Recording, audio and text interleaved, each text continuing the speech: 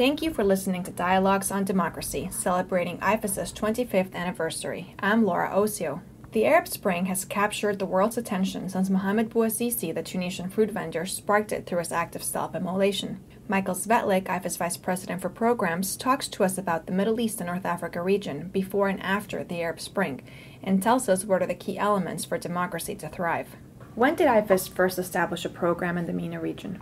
Well, IFES has been active in the MENA region for over 15 years. Our first project in the Middle East was in West Bank, Gaza in the mid-1990s. Soon thereafter, we established an office in Yemen, maintaining a presence in Sana'a for over a decade, from 1999 to 2009. We currently maintain 5 country offices and programs and also conduct 2 regional programs. How did IFES respond to the Arab Spring? Well, when the series of uprisings began in late 2010, IFES was active in 5 countries in the Middle East region: Iraq and Jordan, Lebanon, Egypt, and West Bank, Gaza. Now, from this base of operations, IFES was able to capitalize on the existing relationships in these places undergoing tremendous change and with a tremendous increase in interest in our assistance. In February 2011, we deployed a rapid response team to Tunisia to assess electoral needs and introduce ourselves to the Tunisian officials involved in preparing the Constituent Assembly process.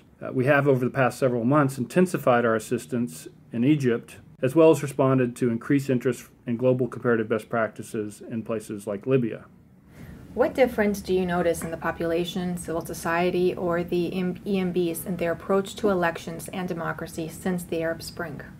The various political transitions that the Arab Spring has spawned have each, in their own right, sought democratic electoral processes as a means to reestablish the relationship between the people and their governments. On the civil society side, there's a tremendous hunger for information. Our web traffic, for example, on our Middle East programs is up tremendously. On the ground, civil society activists are energized and they're seeking to monitor the transition process, as well as expand public understanding and encourage fuller participation in these new democratic processes and experiments. At the same time, on the official side and the election management bodies, these institutions are struggling to keep up with the expectations of the population that now views elections in a new light. They're being expected to perform at a new higher level that more adequately reflects the will of the people.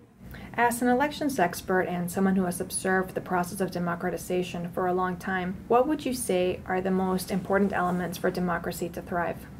Well, the strength of any democratic process rests on 3 important elements: transparency, accountability, and inclusiveness. Government institutions, political parties, civil society organizations, and citizens as voters must contribute constructively to the care and maintenance of their democratic institutions, their processes, to make them as transparent and open as possible, to ensure accountability, and also to be as inclusive as possible, to express the aspirations of the greatest number to the greatest extent. After transitions like we have seen in the Arab countries, people understandably want to have elections as soon as possible. Yet, certain processes must be in place before credible elections can take place. How can these 2 currents be balanced? And what are the processes that must be in place for credible elections to take place? First and foremost, there needs to be a legal basis for elections. Election laws must be crafted and adopted. This establishes a system of representation and provides the basis for conducting the process, establishes ground rules for competition, and lays out the requirements for those seeking office. In other cases, political party laws need to be drawn up where they don't exist. Now, voter registration is another important element.